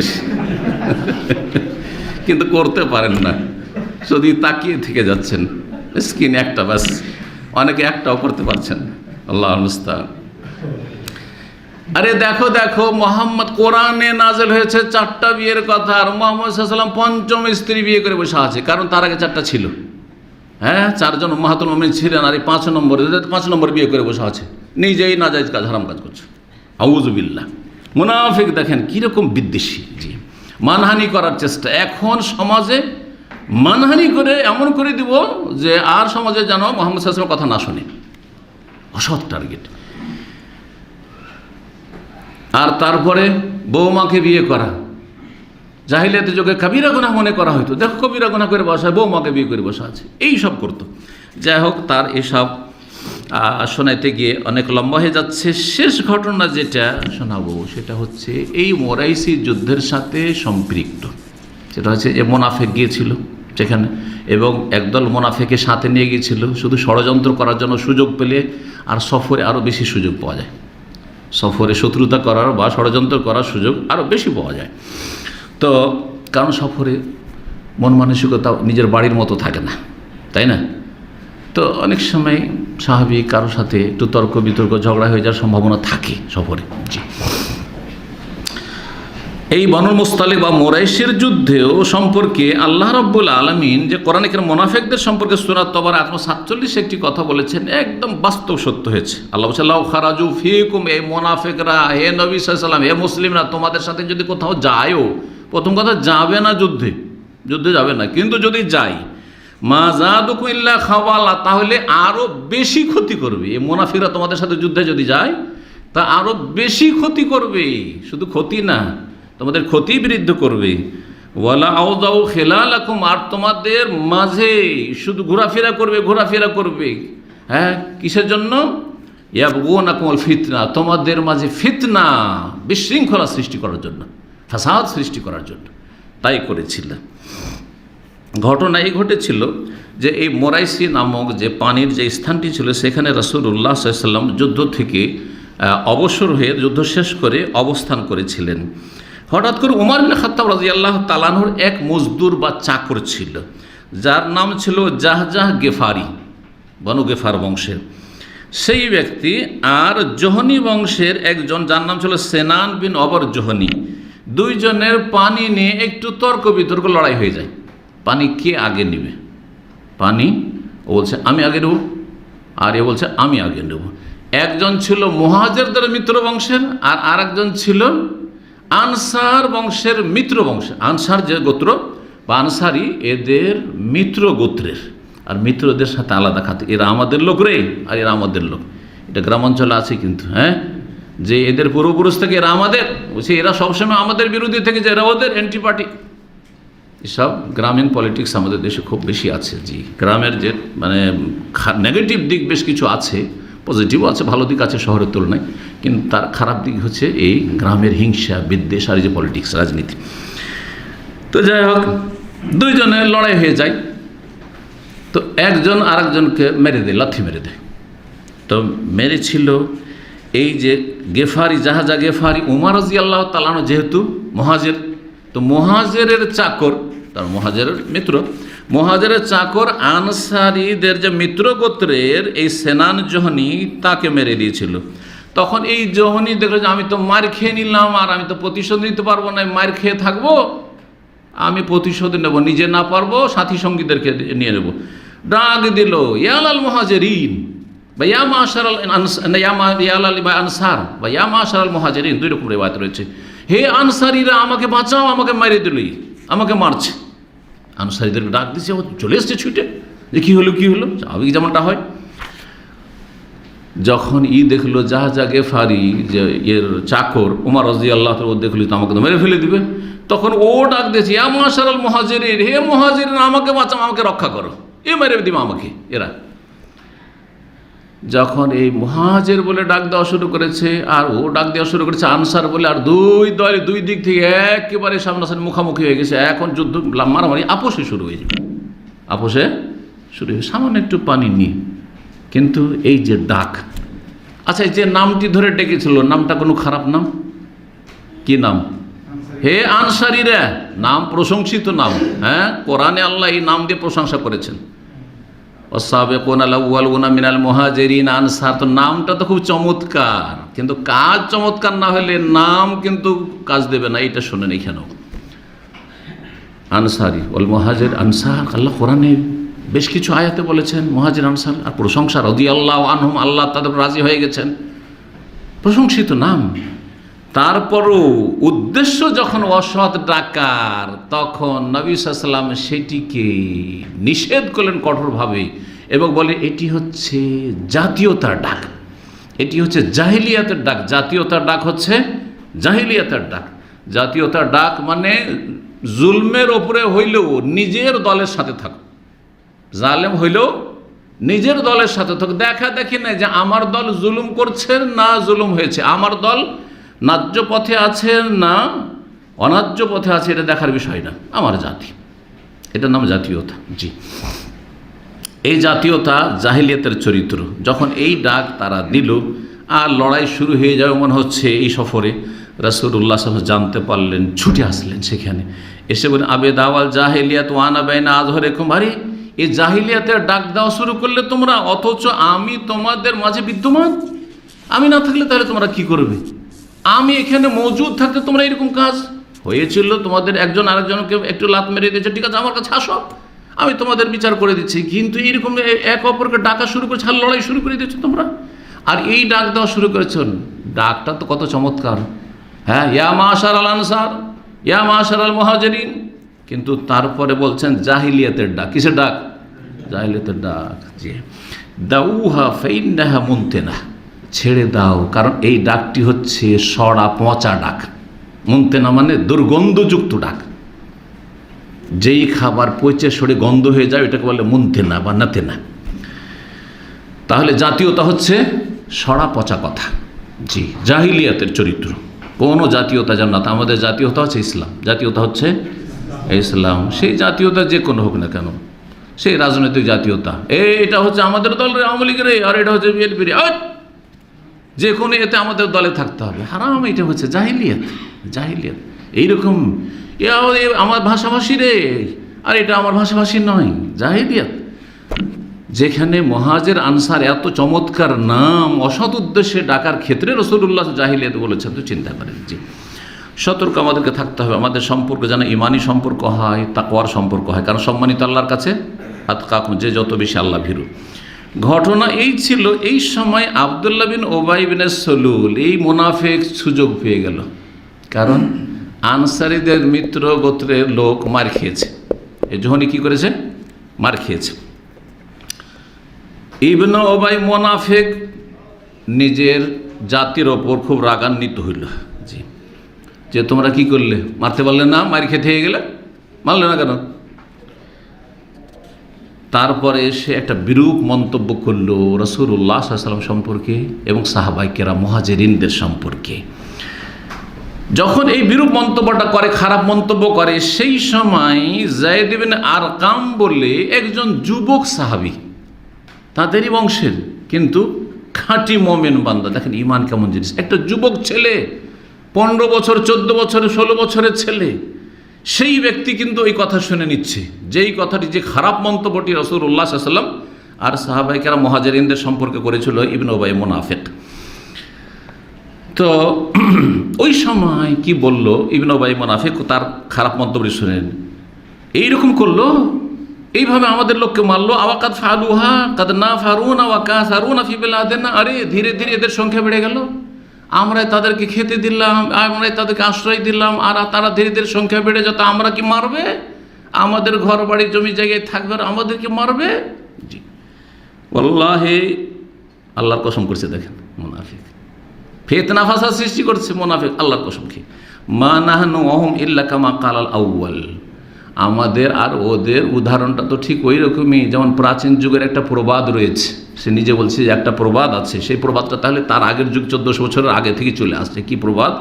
আরবিতে সাম্মেন কালবাকা ইয়াকুলুক, নিজের সিংহকে নিজে খাইয়ে খাইয়ে মোটা করো, আর এক সময় তোমাকে সেই সিংহ ফেড়ে খাবে। কথা বোঝা গেছে? অর্থ করলাম, জি, যাকে খাওয়িয়ে মানুষ করলাম সেই আমার শেকড় কাটলো, জি, যে ভাষাতে বলেন না কেন। তো এদেরকে খাওয়িয়ে খয়ে সাম্মেন কালবাকা, কাল মানে কুকুর হয়, আর কাল হিংস্র পশুকে বলা হয়, সিংহকে বা নেকড়ে বাঘকেও বলা হয় তাও। তো জঙ্গলি, হ্যাঁ, কাল্ব হচ্ছে সিংহ, আর ঘরের কাল্ব হচ্ছে কুকুর। কুকুরকে খাওয়িয়ে মোটা করো আর শেষে কুকুর কামড় দিবে, উল্টো যে খাওয়িয়ে মোটা করলো, বড় করলো, তাকে কামড় দিবে। তো এইরকম তো মুহাজিররা, ওদেরকে খাওয়িয়ে মোটা সোটা করলাম, শক্তিশালী করলাম, মদিনায় আশ্রয় দিলাম, আর আজকে আমাদেরকে কামড় দিচ্ছে। দেখছেন না কত খারাপ কথা বলল রাসূলুল্লাহ সাল্লাল্লাহু আলাইহি ওয়াসাল্লাম সম্পর্কে এবং সাহাবায়ে কেরামদের সম্পর্কে। তারপরে আরও কিছু বললো, ওয়াল্লাহি, আল্লাহর কসম করেছে, লা রাজানা ইলাল মদিনাতি লা ইখরিজান্নাল আ'আজ্জু মিনহাল আযাল। যেই কথাটি বলেছিল তার কথাটি আল্লাহ কোরআনে কারিমে সূরা মুনাফিকুন নকল করে দিয়েছেন। একটি আয়াতে আছে এই কথাগুলি, যারা হাফেজ কোরআন জানেন, সূরা মুনাফিকুন দেখবেন কি বলেছিল। আচ্ছা ঠিক আছে, এখানে সফরে তো যা করলে, আর মুহাম্মদ সাল্লাল্লাহু আলাইহি ওয়াসাল্লাম ঝগড়াটা তো থামিয়ে দিল, আমরা তো প্রতিশোধ নিতে পারলাম না, চলি মদিনায় যাচ্ছি, দেখছি লা ইখরিজান্নাল আ'আজ্জু মিনহাল আযাল। মদিনা ফিরে যাওয়ার পরে মদিনায় যে সম্মানিত লাঞ্ছিতকে মদিনা থেকে তাড়িয়ে দেবে, বের করে দেবে। সম্মানিত মানে ইবনে উবাই মুনাফিক বলছে আমরা সম্মানিত, আমরা আশ্রয় দিয়েছি, আর এই মুহাম্মদ সাল্লাল্লাহু আলাইহি ওয়াসাল্লাম নাউযুবিল্লাহ তার সাথী সঙ্গীরা হচ্ছে আজাল মানে লাঞ্ছিত, হ্যাঁ, ছোট, এরাকে বের করে দেব। মদিনা যায়, তারপরে এদেরকে সবকে বের করব। তারপরে তার সাথী সঙ্গী যা সাঙ্গপাঙ্গ আছে মুনাফিক, তাদেরকে বলল, হাযা মা ফাআলতুম বিআনফুসিকুম, এইটাই করলে তোমরা, আর এই জন্য মুহাম্মদকে তোমরা আশ্রয় দিলে। আহলালতুমুহুম বিলাদাকুম, তোমাদের শহরে তাদেরকে জায়গা দিলে, বসালে। ওয়া কাসামতুমুহুম আমওয়ালাকুম, তোমাদের ধন সম্পদ, বাগ বাগান, বাড়ি ঘর তাদেরকে ভাগ বন্টন করে দিয়ে দিলে, ভাগাভাগি করে। আমা ওয়াল্লাহি, আল্লাহর কসম করে বলছি, লাউ আমসাকতুম আনহুম মা বিআইদিকুম লা তাহাওয়ালু ইলা গায়রি দারিকুম, তোমরা যদি আগে একটু হুঁশ করতে আর এদেরকে যদি এইসব না দিতে, আশ্রয় না দিতে, তাহলে এখানে এরা জায়গা পেত না, অন্য কোথাও দেখতো। কেন জায়গা দিল এদেরকে? যায়েদ ইবনে আরকাম রাদিয়াল্লাহু তাআলা আনহু এটা জানার পরে বলছেন, আমি নবীকে জানাবো। আরে নবী সাল্লাল্লাহু আলাইহি ওয়াসাল্লাম সম্পর্কে এরকম কথা বলছে, আমি নবী সাল্লাল্লাহু আলাইহি ওয়াসাল্লামকে জানিয়ে দেবো। দেখেন, ছোট ছেলে যারা কচি কাঁচা, তারা কিন্তু প্রকৃতির উপর থাকে, হ্যাঁ, কোনো কথা লুকিয়ে রাখতে জানে না, ও রাজনীতি করতে জানে না যে কোনটা লুকাইতে হবে, হক কথা বলে দেবে, আছে না? যতক্ষণ পর্যন্ত তার প্রকৃতিকে, নেচারকে বিকৃত না করবে, ততক্ষণ ও সত্য কথা বলে দেবে, সত্য কথা বলে দেবে। তো বলছে আমি নবীকে বলে দেবো। কিন্তু ছোট ছেলে নবী সাল্লাল্লাহু আলাইহি ওয়াসাল্লাম কাছে গিয়ে বলবো কী করে? তো চাচা কী বল, তার চাচা প্রবীণ মানুষ, চাচা এই ইবনে উবাই মুনাফিক রাসূলুল্লাহ সাল্লাল্লাহু আলাইহি ওয়াসাল্লাম সম্পর্কে আর মুহাজির মুসলিমদের সম্পর্কে এরকম খারাপ মন্তব্য করছে, যে কুকুরদেরকে খাওয়াইয়া মোটা করো আর তারপরে একদিন খেয়ে ফেলবে, আর তারপরে মদিনা গিয়ে এদেরকে সবকে তাড়াবো, এই ধরনের কথাবার্তা বলছে। এরা লাঞ্ছিত, আমরা হচ্ছে সম্মানিত। জি, সেখানেই ছিলেন ওমর রাদিয়াল্লাহু তাআলা আনহু। ওমর রাদিয়াল্লাহু তাআলা আনহু বললেন, রাসূলুল্লাহ সাল্লাল্লাহু আলাইহি ওয়াসাল্লাম, মুর আব্বাদ ইবনে বিশরিন ফালিয়াকতুলহু, হে আল্লাহ রাসূল, আব্বাদ ইবনে বিশর ওর বংশের, ওই খাজরাজ বংশের, ইবনে উবাই মুনাফিকের বংশের, তাকে বলেন ওকে হত্যা করে দিক। রেখেছেন কি করতে? ফিতনা ফাসাদ সৃষ্টি করতে, মেরে দিন। কারণ ওমর রাদিয়াল্লাহু কাজই ছিল কি, অনুমতি দেন আমি মারছি, না হলে কাউকে বলেন মারুক, একে রাখবেন কেন? নবী সাল্লাল্লাহু আলাইহি ওয়াসাল্লাম বলে, ফাকাইফা ইয়া উমর, কী করে মারবো? এই তো বাহ্যিক কালিমা পড়েছে, আর একে যদি মারি লোকেরা তো বলার সুযোগ পেয়ে যাবে যে মুহাম্মদ দেখো দেখো, এতদিন তো কাফেরদেরকে মারছিল, দেখো নিজের সাথীদেরকে ধরে ধরে মারছে, সাথীদেরকে ধরে ধরে মারছে। জি, জঙ্গিরা এই সুযোগ করে দিচ্ছে না যে হ্যাঁ, জঙ্গিদের মধ্যে এই মুনাফিকি চরিত্র আছে না নেই? জঙ্গিরা কিন্তু মুসলিমদেরকে মারে, হ্যাঁ, মুসলিম দেশের বিরুদ্ধে বেশি ফতোয়াবাজি, আর এরা সোচ্চার, কাফেরদের সম্পর্কে এদের মাথার ব্যথা নেই। সবচেয়ে বড় ফতোয়াবাজি তাদের, সবচেয়ে বড় তাগুত তাদের কাছে কে? এক নাম্বার ফতোয়া সৌদির বিরুদ্ধে। সৌদি আরবেও রাজতন্ত্র আছে, কাতারেও রাজতন্ত্র আছে, আছে না নেই? হ্যাঁ, কোনোদিন শুনেছি কাতারের বিরুদ্ধে বলেছে? রাত দিন কাতারের পক্ষে, তাই না? চিন্তা করেন তাহলে, আরব দেশে, অন্য দেশেও আছে। কোনোদিন শুনেছেন যে ওই সব দেশের বিরুদ্ধে বলছে? বলবে না। তাগুত তাদের কাছে বড় তাগুত নাকি সৌদি আরব। আউযু বিল্লাহি মিন যালিক। এই যে জামাতি, ইখওয়ানি, আর এই যে যতগুলি খারেজি, ছোট খারেজি, বড় খারেজি, মেজো খারেজি, সেজো খারেজি, যতগুলি খারেজি আছে চরমপন্থী, সবগুলি এই ধরনের মুসলিমদের বিরুদ্ধে সোচ্চার। যত ফতোয়াবাজি, যত বাড়াবাড়ি এদের মুসলিমদের বিরুদ্ধে। তো যদি এইরকম মুনাফিককে হত্যা করা হয় তো তাহাদ্দাসান নাস আন্না মুহাম্মাদান ইয়াকতুল আসাব, লোকেরা বলতে সুযোগ পেয়ে যায় যে মোহাম্মদ তার সাথী সঙ্গীদেরকে খুন করছেন। না না না, তবে এক কাজ করো, এখানে থাকা যাবে না, কারণ সফরে থাকলেই আবার কোনো ফিতনা ফাসাদের সুযোগ নেবে, তাড়াতাড়ি করে চলো, যাতে করে মানুষ একে অপরকে বলার সুযোগ না পায়, নিজের নিজের উটের পিঠে চলতে থাকবে, কেউ কারোর সাথে গল্প করার সুযোগই পাবে না। রাসূলুল্লাহ তাড়াতাড়ি বলবেন এক্ষুনি চলো, অথচ ওই সময় প্রস্থানের সময় নয়, সাধারণত দুপুরবেলা প্রচণ্ড গরমের সময়, সাধারণত ওই সময় বিশ্রাম করা হয় না, বলে এক্ষুনি চলো, এক্ষুনি চলতে লাগে। রাসূলুল্লাহ সাল্লাল্লাহু আলাইহি ওয়াসাল্লামের সাথে সাক্ষাৎ হল উসাইদ বিন হুযাইর সাহাবীর, সাক্ষাৎ করা বলে ইয়া রাসূলুল্লাহ, আপনি তো এমন সময় সফর শুরু করলেন, সাধারণত এমনটা তো করেন না, তো এই সময় কেন সফর শুরু করলেন? হয় সকাল সকাল শুরু করে দেন, আর না হলে বিকেলবেলা সফর শুরু করেন, তো এই সময় তো করেন না। বলছেন আওয়ামা বালাগাকা মা কালা সাহেবকে, তোমাদের সঙ্গী তোমাদের বংশের ওই যে নেতা ইবনে উবাই কি বলেছে তুমি শোনোনি? তো বলছে কি বলেছে আমি তো জানি না। বলছে তার ধারণা যে মদিনা যাবে, যাওয়ার পরে সে সম্মানিত আর আমরা লাঞ্ছিত, আমাদেরকে মদিনা থেকে আর আমার সাথীর সঙ্গে মুহাজির সবকে বের করবেও, জি তার বংশধরকে নিয়ে। খালা ফাহামতা ইয়া রাসূলুল্লাহ, আপনাকে উদ্দেশ্য করে বলছে যে আপনি লাঞ্ছিত আর সে সম্মানিত? জি ইয়া রাসূলুল্লাহ, আপনি যদি চান তো বলেন, তাকে মদিনা থেকে বের করে দিচ্ছি, আমরা তাকে মদিনা থেকে বের করে দিচ্ছি। ওয়াল্লাহি, আল্লাহর কসম করে বলছে, ওসাইদ বিন হুযাইর বলছেন হুয়া যালিল, সে হচ্ছে লাঞ্ছিত, আপনি সম্মানিত, ওয়ান্তাল আজিজ, আপনি সম্মানিত। তারপরে বলে ইয়া রাসূলুল্লাহ, দেখেন ওর সাথে একটু নম্র আচরণ করেন, কারণ ওর যে এত আক্রোশ আর এত যে মনোকষ্ট আর এত যে শত্রুতা বিদ্বেষ, ওর একটা কি আছে, প্রেক্ষাপট আছে, ইতিহাস আছে। সে নেতা হইতে যাচ্ছিল, তার স্বপ্ন চুরমার হয়ে গেছে, যার ফলে এইসব শত্রুতা বিদ্বেষ। যখন আপনি আসেন তার আগেখানে তাকে নেতৃত্বের মুকুট পরানোর জন্য প্রস্তুত সবাই ছিল, কিন্তু যখন আপনি চলে আসলেন তার ধারণা যে আপনার কারণে তার এই রাজত্ব হারাইল, সে রাজত্ব হারালো। রাসূলুল্লাহ সাল্লাল্লাহু আলাইহি ওয়াসাল্লাম সেই দিন সবাই সারা দিন চললেন, সারা রাত চললেন। সাধারণত এরকম করেন না, দিনের বেলা চললে রাত্রে গিয়ে বিশ্রাম করেন, প্রথম রাত থেকে চললে রাত্রে শেষ রাতে গিয়ে বিশ্রাম করেন, কিন্তু না, সারা রাত সেই দিন চললেন। তারপরে সারা রাত চলতে থাকলেন এবং সাথীদেরকে বলে চলতে থাকো চলতে থাকো। তারপরের দিন হয়ে গেল, উটের পিঠে তারপরের দিন হয়ে গেল, আবার রৌদ্র পড়েছে, তখন খুব কষ্ট হইতে লেগেছে। তারপরে এক জায়গায় অবতরণ করলেন।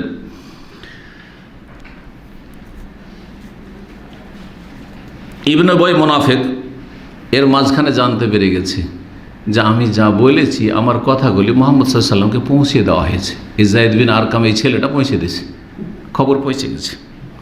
ওই ছিল, ও ছাড়া আর কেউ ছিলেন তো ওই শুনেছে, বাকিগুলো সব মুনাফিক ছিল, কিন্তু এই ছেলে ভাবেছে যে এই ছেলে কি জানলে অসুবিধা নেই, এ তো আর বলতে যাবে না। ও ভাবতে পারে না যে পৌঁছে দিবে, যে ওর চাচাকে বলবে আর চাচাকে নিয়ে খবরটা পৌঁছে দেবে। তারপরে ও জানতে পারলো যে খবর পৌঁছে গেছে, এখন তো ভয়ে ভীত, কি হবে আমার, কি যে করে। মুহাম্মদ সাল্লাল্লাহু আলাইহি ওয়াসাল্লাম তখন দৌড় দিয়ে ছুটে এসে রাসূলুল্লাহ সাল্লাল্লাহু আলাইহি ওয়াসাল্লাম কাছে এসে বলছে, আল্লাহর কসম আমি এসব কথা বলিনি, কিন্তু মা কুলতু মা কালা, যায়েদ বিন আরকাম যে বলছে মিথ্যা বলছে, ইয়া রাসূলুল্লাহ আমি এসব কথা বলিনি, ওয়ালা তাকাল্লামতু, আমি মুখে এরকম কথা নিয়ে আসিনি, এসব কথা বলিনি আমি। তারপরে আনসারীরা যারা তার বংশের ছিল, আনসারী, তারা বলছে ইয়া রাসূলুল্লাহ, যখন এত কসম করে বলছে, হতেও পারে ছোট ছেলে, 14-15 বছরের ছেলে, তো ভুলও তো শুনতে পারে, হ্যাঁ ওর ভুল হইতে পারে, হয়তো ঠিকভাবে সে কথাটা বুঝতে পারেনি কি বলেছে না বলেছে। যাই হোক, এই মর্মেই তখন কোরআনে কারীমের সূরা মুনাফিকুন নাযর, ইজা জাআকাল মুনাফিকুনা ক্বালু নাশহাদু ইন্নাকা লারাসূলুল্লাহ ওয়াল্লাহু ইয়াশহাদু ইন্নাকা লারাসূল ওয়াল্লাহু ইয়ালামু ইন্নাকা লারাসূল ওয়াল্লাহু ইয়াশহাদু ইন্নাল মুনাফিকিনা লাকাযিবুন। আর তারপরে সেই আয়াতগুলি আছে যেসব আয়াতে বলা হয়েছে, সে এইরকম বলেছিল, লা তুনফিকু আলা মান ইনদা রাসূলিল্লাহ, মুহাম্মদ সাল্লাল্লাহু আলাইহি ওয়াসাল্লামের আশেপাশে যেসব আসাফে সুফা আছে, এই গরিবগুলো আছে, খেতে পায় না, পথের ফকির, আর মক্কা থেকে এসছে, এদের একটা পয়সা দিও না, এদের উপর খরচ করিও না। তো যাই হোক, এসব তার খারাপ মন্তব্য ছিল, সবগুলি আল্লাহ রাব্বুল আলামিন এখানে বয়ান করে দিয়েছেন সূরা মুনাফিকুনে। রাসূলুল্লাহ সাল্লাল্লাহু আলাইহি ওয়াসাল্লাম মের ওপরে যখন এই আয়াত নাজিল, আচ্ছা যায়েদ বিন আরকাম যখন শুনতে পেলেন যে আমাদের মদিনার সমাজের লোকেরা বলছে যায়েদ বিন আরকাম মিথ্যা কথা বলেছে, রাসূলুল্লাহ সাল্লাল্লাহু আলাইহি ওয়াসাল্লাম ঝামেলা লাগিয়ে দিয়েছে, তো মিথ্যুক সাব্যস্ত হয়ে গেছে বেচারা ছেলে। তখন লজ্জায় বাড়িতে গিয়ে লুকিয়ে গেছে, লজ্জায় বাড়িতে গিয়ে লুকিয়ে গেছে, বাড়ি থেকে আমি বেরোয় না। বলছে আমি এত চিন্তায় চিন্তিত হয়েছি, বলছেন যে কালা জায়েদ, জায়েদ বলছেন ফাসাবানি হাম্মুন লাম ইউসিবনি মিসলুহু কাত্তু, আমি এত দুশ্চিন্তায় আর এত মনোকষ্টে নিমজ্জিত যে আমার জীবনে এইরকম কোনোদিন দুশ্চিন্তা হয়নি আর এত কষ্ট হয়নি। যে কি হইল, আমি একটা সত্য কথা বললাম আর আমাকে মিথ্যুক সাব্যস্ত করে দিল, আর নবী সাল্লাল্লাহু আলাইহি ওয়াসাল্লাম বিশ্বাস করেই নিলেন। সবাই বলছে যে যায়েদ বিন আরকাম মিথ্যা বলেছে, দিয়ে ঝামেলা বাঁধিয়েছে। ফাজালাস্তু ফি বাইতি, বাড়িতে লুকিয়ে গেল, আর বাড়ি থেকে বের হই না আমি। রাসূলুল্লাহ সাল্লাল্লাহু আলাইহি সাল্লামের উপর যখন আয়াতগুলি নাজেল হইল আর ঘটনা যখন আল্লাহ স্বয়ং বয়ান করে দিলেন সূরা মুনাফিকুনে, যাও যাও যায়েদ বিন আরকামকে খুঁজে পাচ্ছি না কেন, ওকে দেখতে পাচ্ছি না, নিয়ে আসো। জি, ডেকে পাঠালেন। বলছেন ফাকারা হালে, আয়াতগুলি পড়ে পড়ে রাসূল শুনিয়ে দিলেন। যেই কথাগুলি যায়েদ বিন আরকাম বলে সবগুলি কথা সূরায় এই মুনাফিকুনে আছে। ওই যে লা তুনফিকু আলা মান ইনদা রাসূলিল্লাহ লা ইরজানা ইলাল মদিনাতি লা ইখরিজানাল আযযু মিনহাল আযাল, মদিনা ফিরে যাওয়ার পরে যে সম্মানিত এই লাঞ্ছিতকে বের করবে, থাকতে দেবে না, মুহাম্মদ সাল্লাল্লাহু আলাইহি ওয়াসাল্লামকে এখানে থাকতে দেবে না, বের করবে। তারপরে রাসূল বললেন যে ইন্নাল্লাহ কাদ সাদ্দাকাকা, যায়েদ বিন আরকাম তোমার আল্লাহ সত্যায়ন করেছেন, তোমাকে সত্যবাদী বলে আল্লাহ ঘোষণা করেছেন। এইদিকে এই মুনাফিকের ছেলে যে বলেছিলাম শুরুতে, এটা দিয়ে শেষ, তার নাম কি ছিল? আব্দুল্লাহ। ও মদিনাতে আছে, জানতে পেরেছে আমার বাপ এই রকমের ফিতনা ফাসাদ সৃষ্টি করেছে ওইখানে, আর এইরকম খারাপ মন্তব্য করেছে রাসূলুল্লাহ সাহাবায়ে কেরামদের সম্পর্কে, আর মদিনা আসলে এদেরকে সবকে বের করো, এরকম খারাপ কথা বলেছে।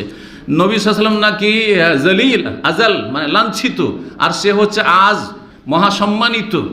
এইসব খারাপ কথা শোনার পরে বাপ সম্পর্কে তিনি মদিনার যে দরজা রয়েছে, যেদিক থেকে এসে ঢুকবেন সেখানে এসে দাঁড়িয়ে আছেন প্রস্তুত হয়ে। বলছেন যে ওয়াকাফা লাহু আলা বাবিল মদিনা, মদিনার দরজায়, যেখান থেকে মদিনায় সাধারণত রাস্তা ঢুকে, সেখানে তরবারি, খোলা তরবারি নিয়ে প্রস্তুত হয়ে আছে।